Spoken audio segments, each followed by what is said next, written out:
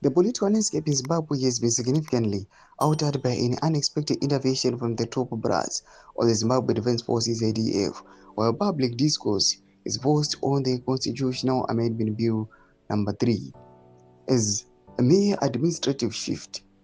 An in-depth investigation reveals a much deeper rift within the new dispensation. The secret referendum, while military generals are suddenly blocking mnangagwa's 30-term ambitions.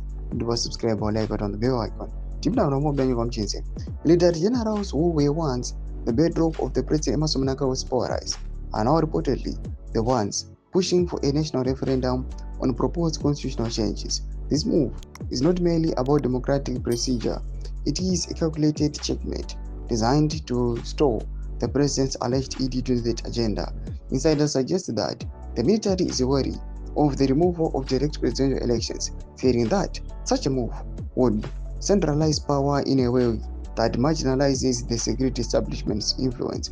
By demanding a referendum, the generals are effectively handing the power back to a disgruntled public, knowing full well that a national vote on term extensions would likely fail. This explores the silent war in the corridors of power, analyzing how the very men who installed the current administration are now becoming the primary obstacle to its performance. This ain't just about law, it's about survival for the political elite in the military's attempt to safeguard its own interest against beginning autocracy. At the heart of this political maelstrom is the proposed Constitutional Amendment Bill number 3, the legislation recently backed by the Zimbabwean cabinet on February 10, 2026, to introduce several significant changes to the nation's supreme law. Foremost among these is extension of the presidential term from the current 5 to 7 years.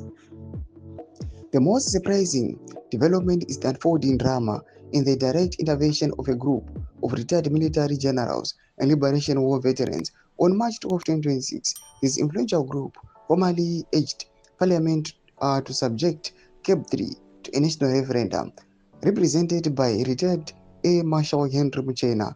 The letter to President argues that any major changes to the Zimbabwe Constitution must be approved directly by the people, not solely by legislators.